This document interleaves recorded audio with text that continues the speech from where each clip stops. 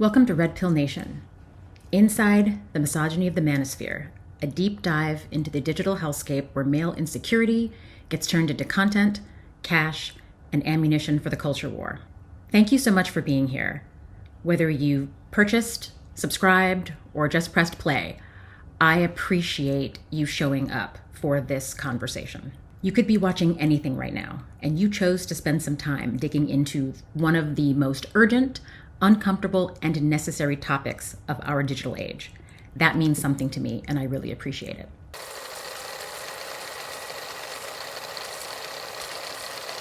I'm Therese Lee, writer, cultural critic, and unapologetic feminist who's been observing the rise of the manosphere for years. I created this series because what's happening in the manosphere isn't just internet drama. It's a movement. It's a radicalization pipeline. And it's shaping everything from dating culture to domestic violence rates to political extremism. I assumed most people already knew this. But after seeing the conversations that occurred after Adolescence dropped on Netflix, it's clear to me now that most people, especially parents, know nothing about this subject. That's what this series is here to do. To expose how online misogyny isn't just some fringe internet phenomenon, that it's a growing, organized ideology with real-world consequences. It's a radicalization engine, a rage-based business model, and a pipeline to authoritarian politics that threatens democracy itself. This isn't about men who can't get a date. It's about power. Who's losing it, who's trying to take it back, and what they're willing to destroy to get there.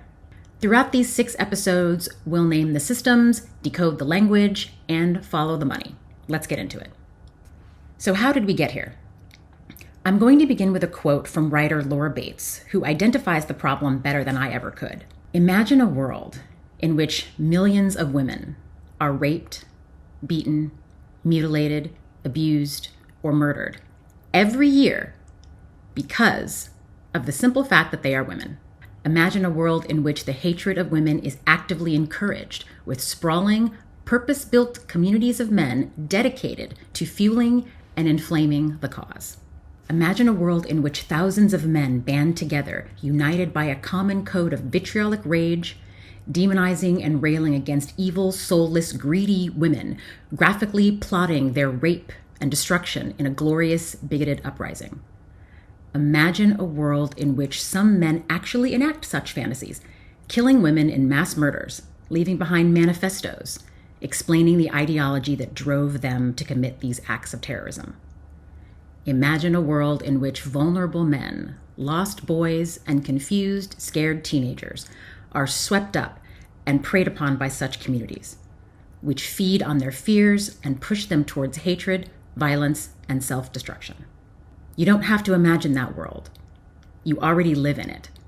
But perhaps you didn't know, because we don't like talking about it.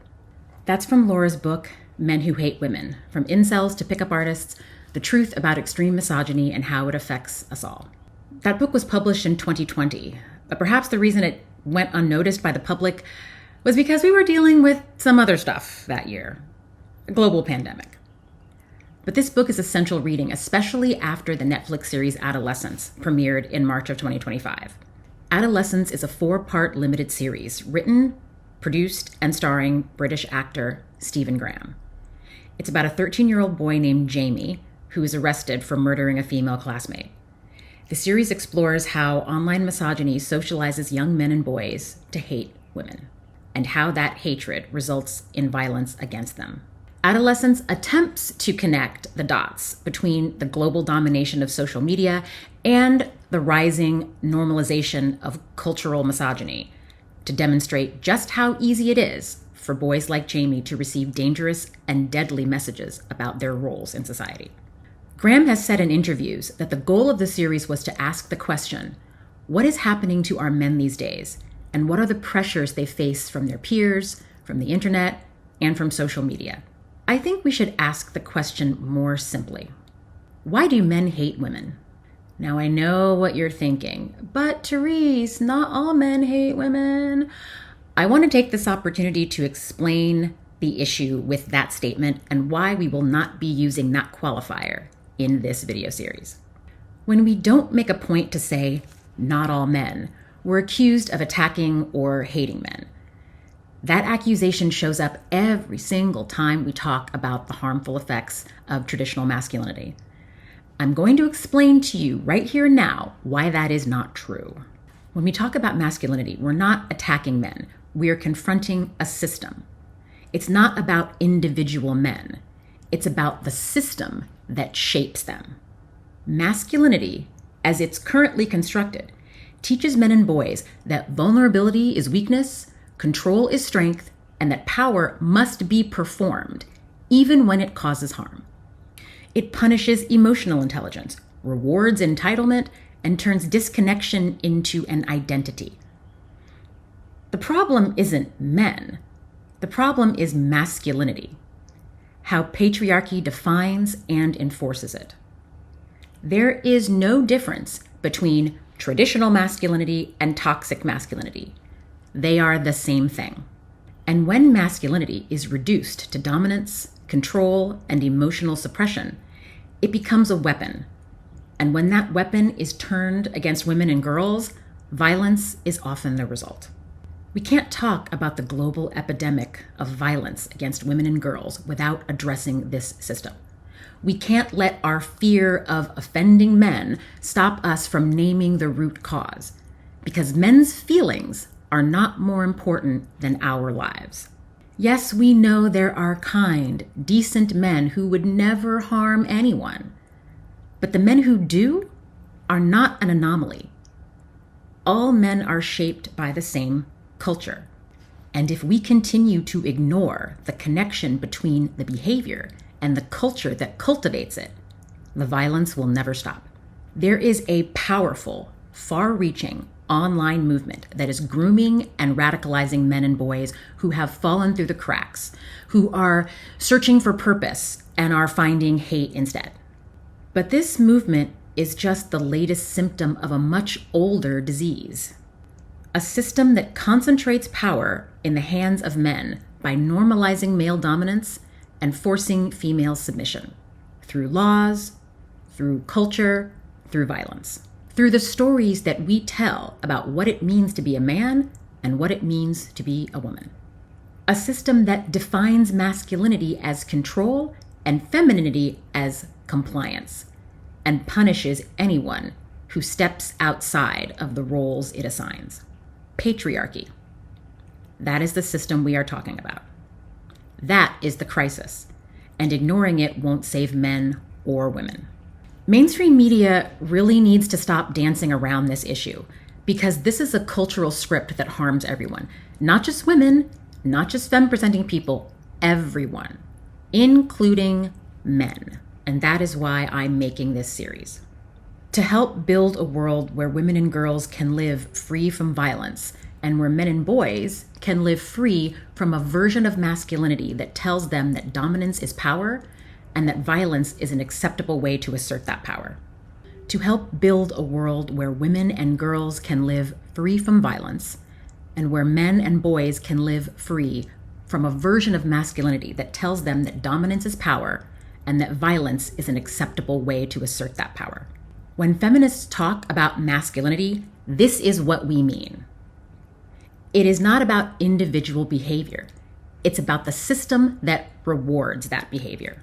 We cannot ignore this anymore. We have to confront it. This conversation began in women's spaces a long, long time ago, but it was largely ignored. And then when Adolescence premiered on Netflix, the conversation went mainstream. And we will continue it here. There are two kinds of people. There are people who use the internet and people who are on the internet. Most of us only use the internet, but as a woman, as a feminist particularly, who has been on the internet for over 20 years, I have been aware of this type of content for a while. Laura Bates said, "It's easy to notice it when you're a woman, particularly when you are a feminist who regularly voices their opinions online. Women like us don't have the luxury of ignoring online misogyny because it is constantly in our face. It's in our inboxes, our comment sections, and our DMs every single day of our lives. And like Ms. Bates, I too have received hundreds of messages from men threatening me with rape and murder, hoping that I get cancer and die a slow, painful death, simply for voicing my opinion. I anticipate receiving more of these types of threats after this series is released. This problem was always difficult for me to articulate to a mainstream audience, an audience that hasn't read Simone de Beauvoir, Bell Hooks, or Audre Lorde. So over the years, I've struggled to explain it to people in a way that would allow them to fully wrap their minds around the scope of the problem. Despite that, I have still been talking about it. In person, on the internet. And after years and years of talking about it, arguing about it, debating it with fierce opposition, I can finally articulate it clearly and, I believe, persuasively. Women have been trying to warn you about it. We have been sounding the alarm about this for decades, and we've been ignored. Now we're not the only ones talking about it. Adolescence has forced us, as a culture, to confront this problem. Maybe now the world will finally start listening to women. Prior to the series, I think the average adult was completely unaware of these online groups, ideologies, and cults that are responsible for radicalizing men and boys into violence.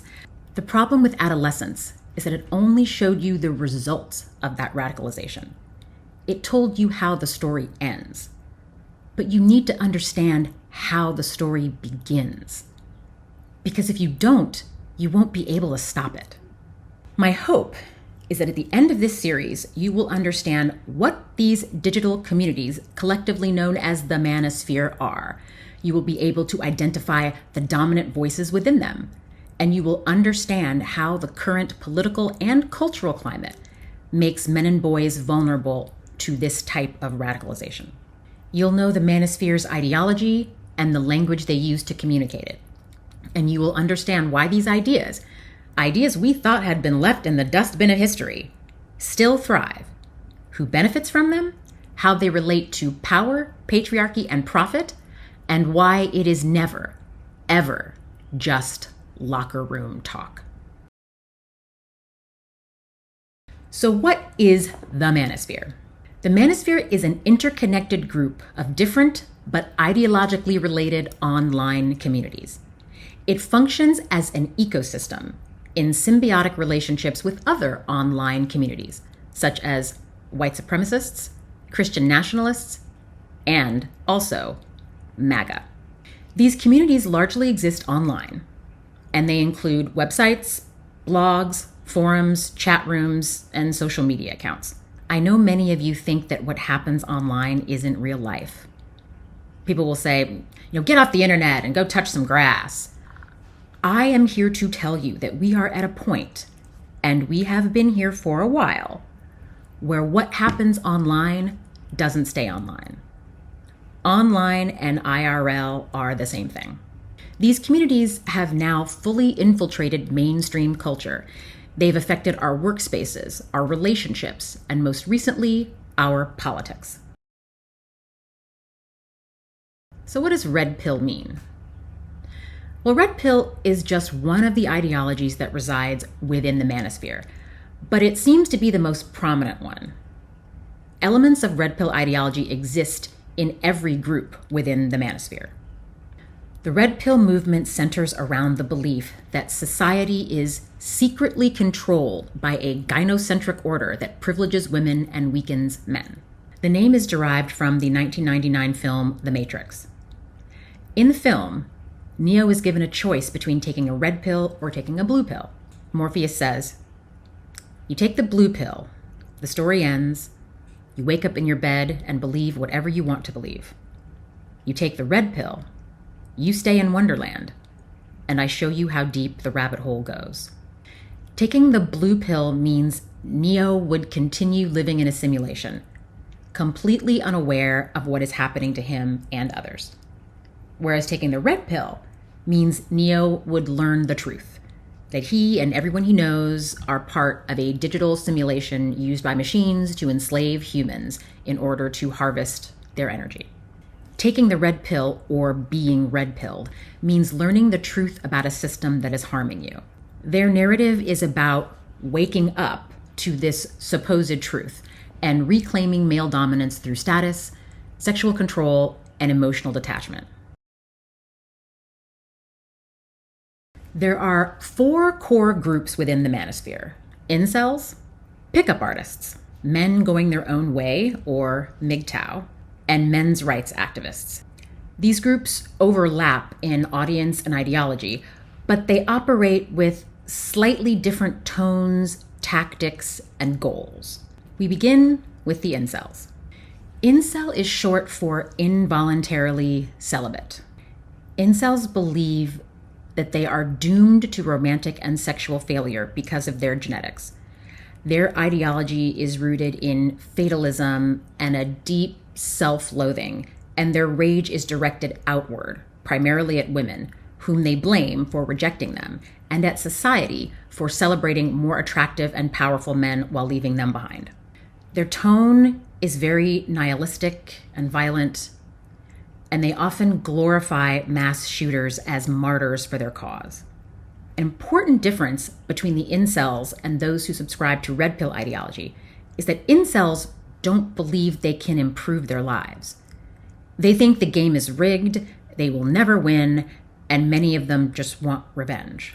Their solutions sometimes include policy ideas like the government forcing women to have sex with them, or simply murdering women to punish them for not having sex with them. You can see there's a theme.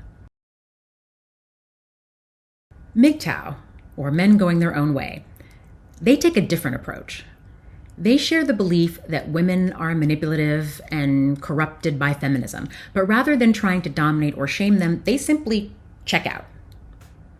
MGTOW ideology generally rejects dating, rejects marriage. They argue that any interaction with a woman will put men at risk of divorce, false rape allegations, financial ruin, and therefore the men should focus only on themselves. They still dehumanize women. They just do it from a safer distance.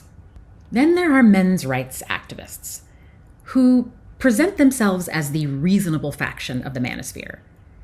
They argue that men are disadvantaged in society, especially in areas like family court, education, and mental health.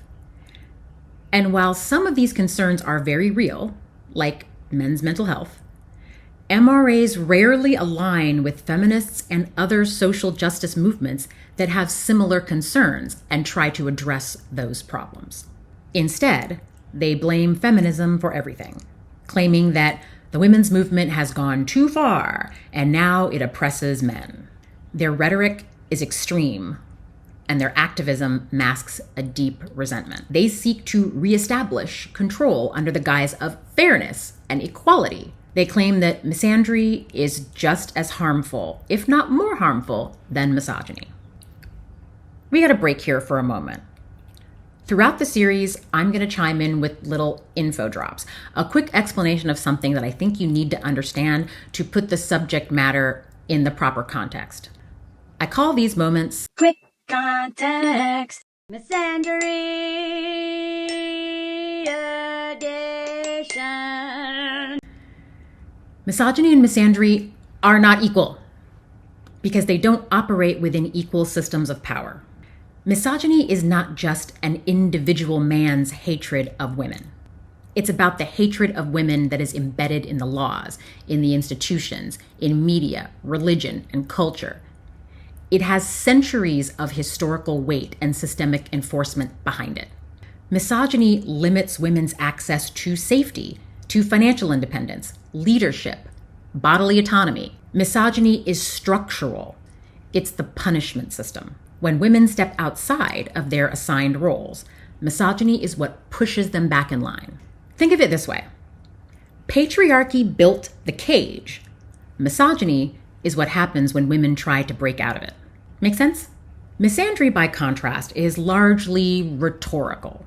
It may show up in jokes or frustration, but it's not reinforced by centuries of institutionalized oppression. There's no global system designed to suppress men's rights based on their gender. Men still overwhelmingly hold power in politics, media, economics. Their needs and desires are still prioritized over women's, Therefore, talking about misandry and misogyny as though they're the same is disingenuous and very illogical. It's like comparing a paper cut to a gunshot wound. Technically, they're both injuries, but only one of them can kill you. Now back to our regularly scheduled programming, already in progress.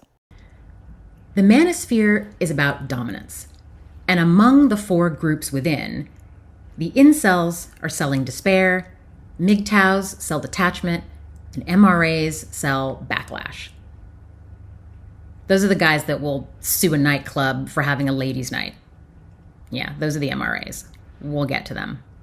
The language and the tone may shift, but the root of it remains the same. A desire to reassert male power in a world where that power is increasingly being challenged. But what about the pickup artists? Well, the pickup artists are where this all began.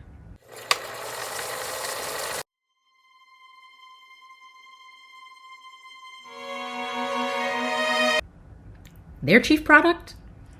Manipulation. So when did all this really start? Patriarchy? About 10,000 years ago, thereabouts. The Manosphere? Sometime in the late 1990s, early 2000s.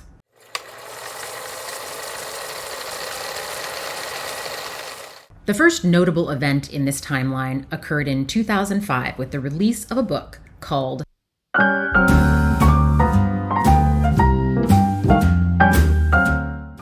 written by investigative journalist, and I use that term loosely, Neil Strauss.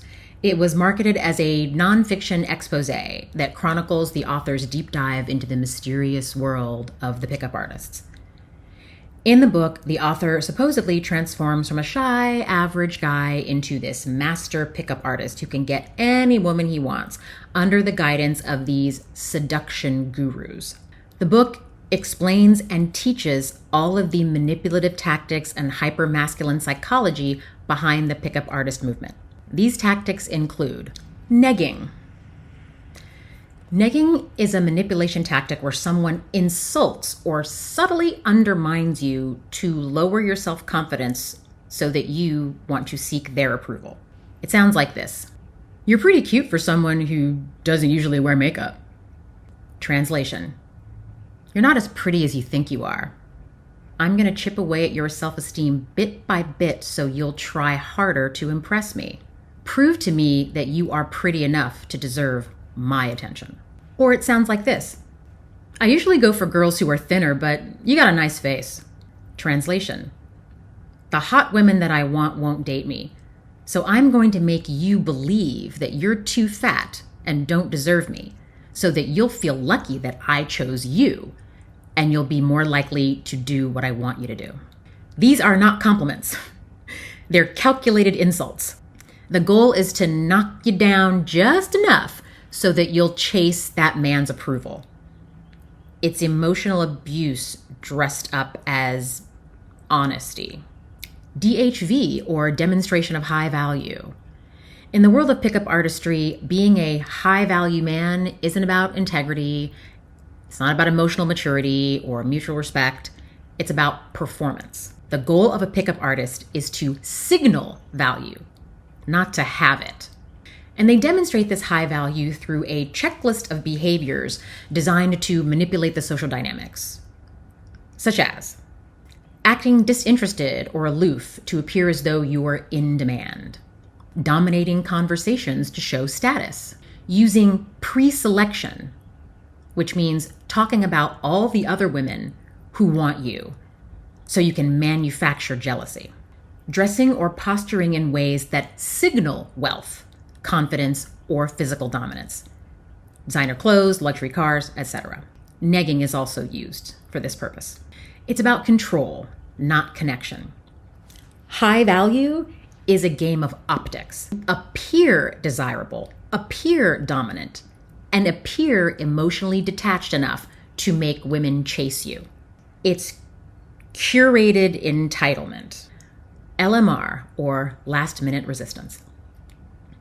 This describes that moment when a woman hesitates, pulls back, or changes her mind and says no to sex after previously showing some interest. Instead of respecting that boundary, the pickup artist sees it as a challenge, an obstacle to overcome. When women set boundaries, they think it's just a negotiation tactic, that it's a script that all women follow that can be easily bypassed with just the right manipulation.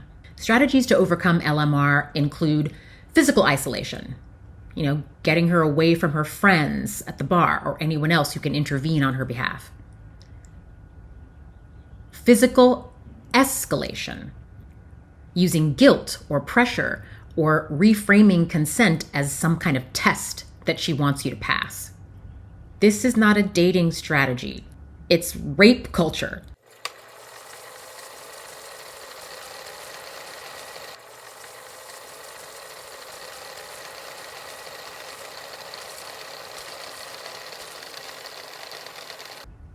It's coercion.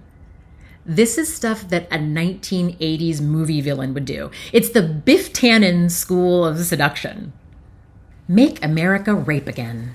The entire concept of last-minute resistance assumes that a woman saying no is just a barrier to be pushed through, not a decision that you need to respect. And that's how pickup artistry turns manipulation into a dating methodology.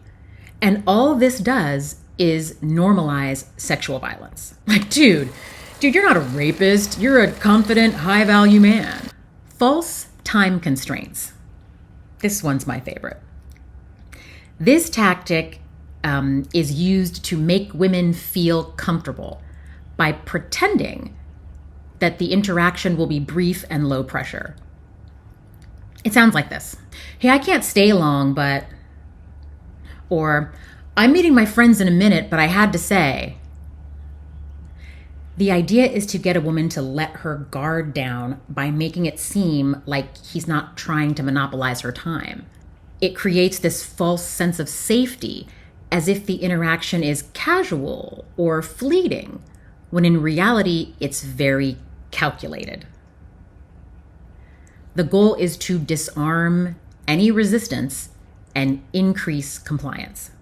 None of this crap is about confidence. It's all about control.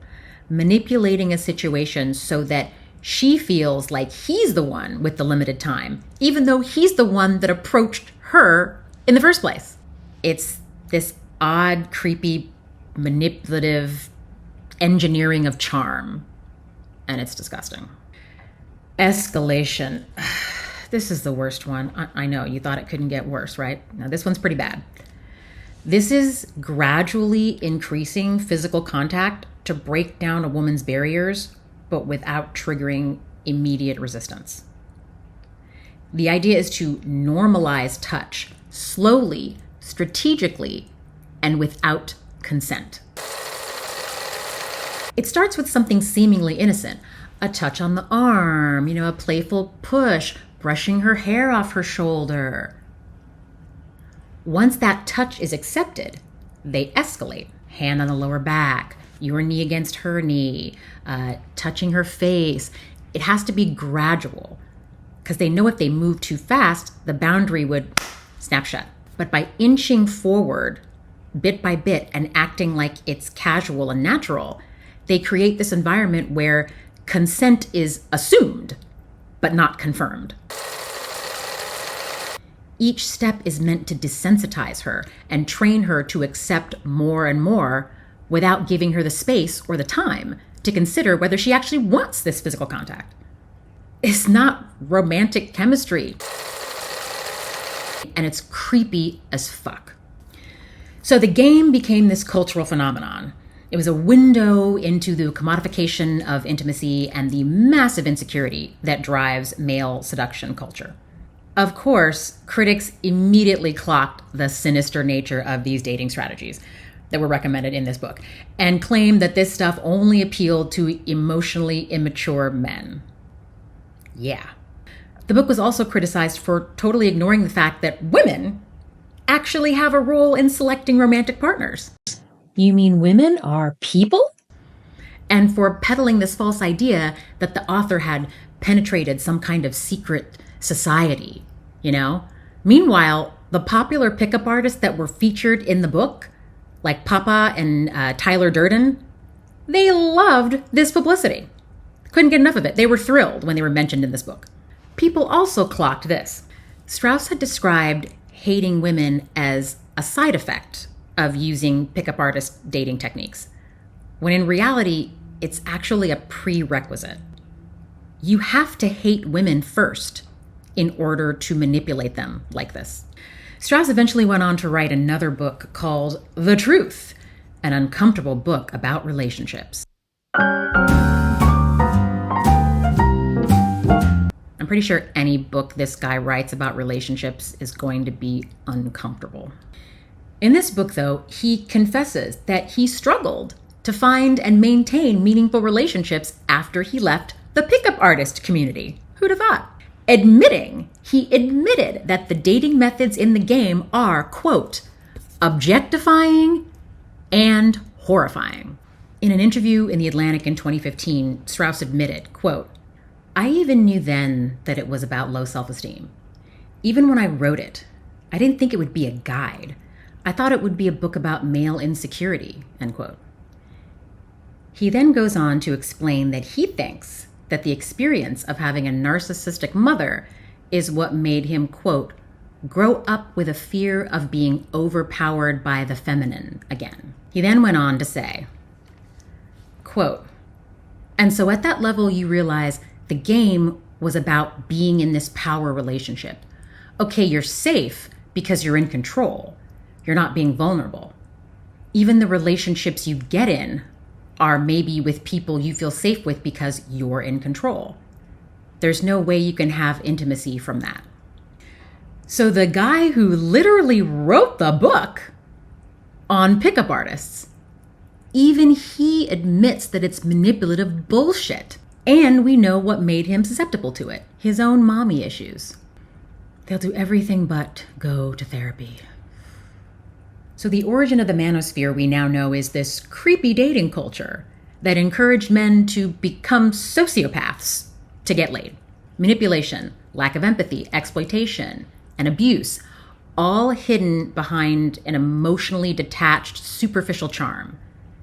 It's a worldview where women are not seen as people, but as puzzles to be solved.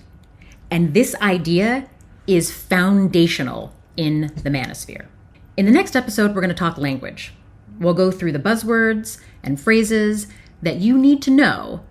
So whether a guy is hitting on you at a bar or you're at the dinner table with your teenage sons or grandsons, you can clock this ideology immediately. See you next time.